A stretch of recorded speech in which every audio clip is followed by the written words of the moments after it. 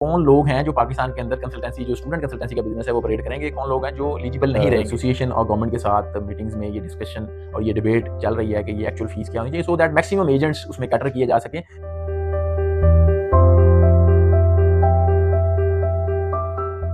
अच्छा, जैसा कि अभी एक चीज़ तो कंफर्म हो गई है कि गवर्नमेंट की जो मिनिस्ट्रीज और डिपार्टमेंट्स हैं और एफए के साथ डिफरेंट ऑन एंड ऑफ जो मीटिंग्स हुई हैं उसके अंदर कुछ चीज़ें एग्रीड हो चुकी हैं लॉन्ग रन और शॉर्ट रन के लिए। शॉर्ट रन को पर्टिकुलरली अगर हम डिस्कस करें ना तो वो इम्पोर्टेंट है इस जगह पे। वो इस तरह से इम्पोर्टेंट है कि हमें सबसे पहले ये अंडरस्टैंड करना है कि कौन लोग हैं जो पाकिस्तान के अंदर कंसल्टेंसी जो स्टूडेंट कंसल्टेंसी का बिजनेस है वो ऑपरेट करेंगे, कौन लोग हैं जो एलिजिबल नहीं रहेंगे। क्योंकि एक्चुअली तो जो मैल प्रैक्टिस है उसको ही खत्म करना ना, किसी भी चीज़ की लीगलाइजेशन करने का एक्चुअल पर्पज़ तो यही होता है कि लोगों को मैक्सिमम फैसिलिटेट किया जाए और जो मैल प्रैक्टिस है उसको उसमें से रिमूव किया जाए या मिनिमम किया जाए उसके अंदर से।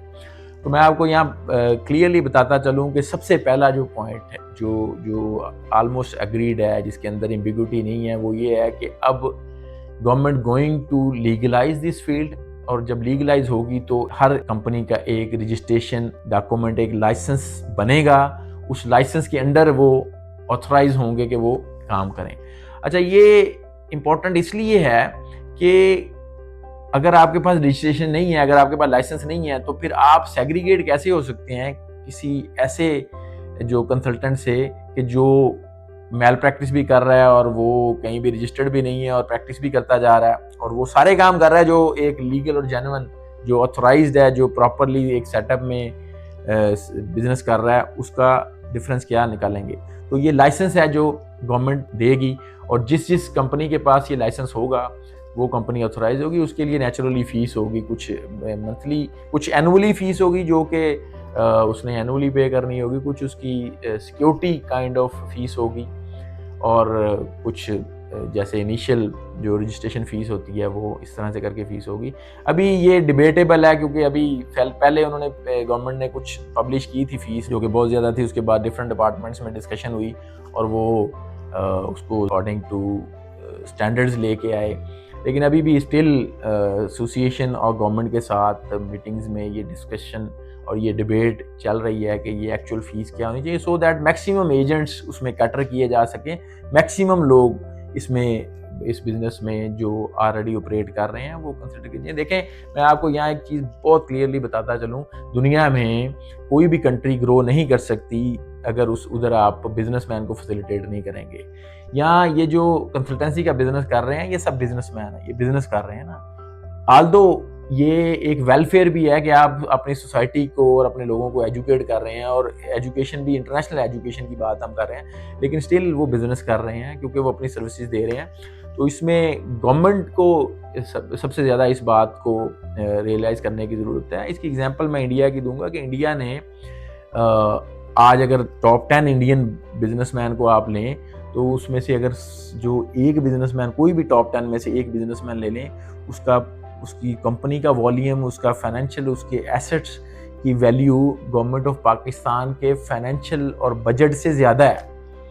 अब ये एक अनफॉर्चुनेट है क्योंकि वहाँ बिजनेस को फैसिलिटेट किया जा रहा है, बिजनेसमैन को फैसिलिटेट किया जा रहा है, यहाँ उस तरह से नहीं कंसिडर किया जा रहा जो कि करने की ज़रूरत है। तो यहाँ पे हम बात कर रहे थे कि जो बिजनेस है उसकी रजिस्ट्रेशन है, उसकी रजिस्ट्रेशन सर्टिफिकेट और लाइसेंस के ऊपर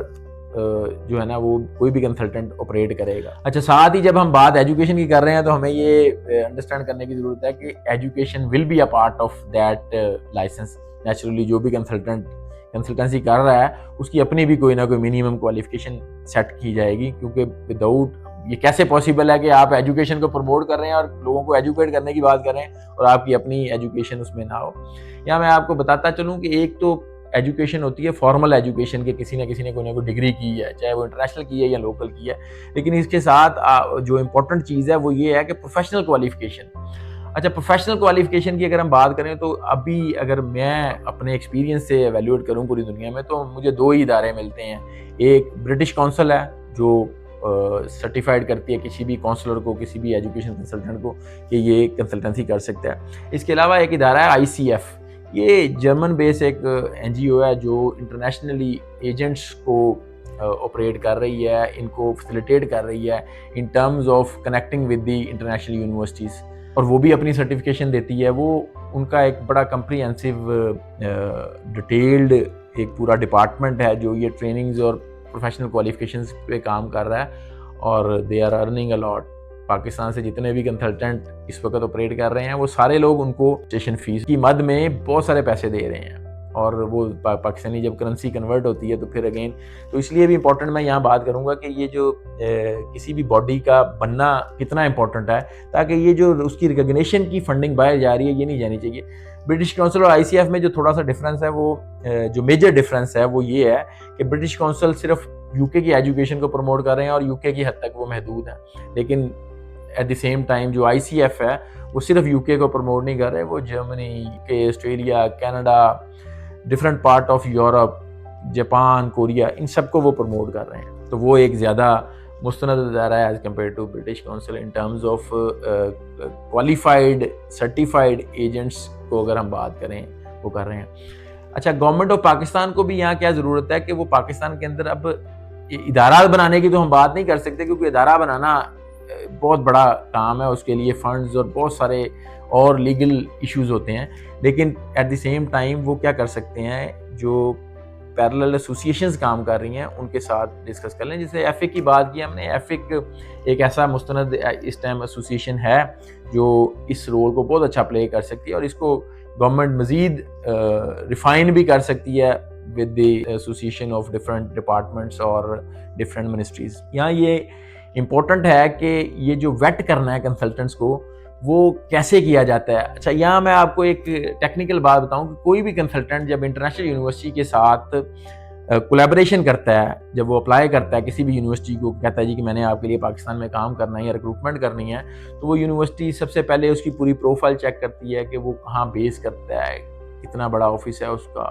स्टाफ क्या है, क्वालिफिकेशन क्या है, ये सारी चीज़ें वो यूनिवर्सिटी उसमें देखती है, क्योंकि उनका एक परफार्मा लेंथी परफार्मा होता है जो हर एजेंट फिल करता है। उसके साथ उसने 2 रेफरेंसेस देने होते हैं। अच्छा, रेफरेंसेस बड़े इंपॉर्टेंट है। पाकिस्तान में इसकी बहुत ज़्यादा अहमियत नहीं है, लेकिन इंटरनेशनल जब आप मार्केट में जाते हैं तो ये रेफरेंसेस बहुत इंपॉर्टेंट हो जाते हैं। वो रेफरेंस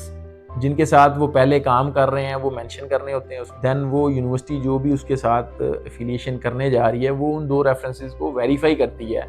कि आया ये कंसल्टेंट आपके साथ काम कर रहा है, कब से काम कर रहा है, कितने स्टूडेंट दिए हैं, क्वालिटी स्टूडेंट दिए हैं, जेन्युइन स्टूडेंट दिए हैं, सो एंड सो। तो ये इंपॉर्टेंट हुआ रेफरेंस। तो इसी तरह अगर हम बात करें यहाँ पे एफिक की, तो एफिक को भी अगर मैंडेट दे दिया जाए कि ये वेट कर दे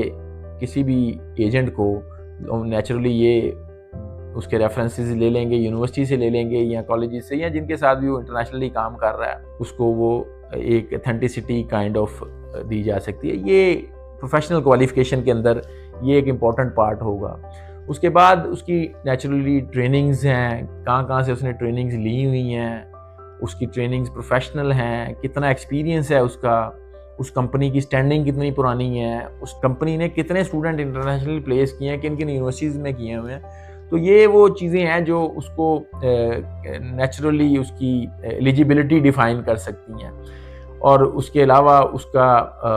जो कंसल्टेंट है उसका ट्रांसपेरेंट होना और उसका प्रैक्टिकली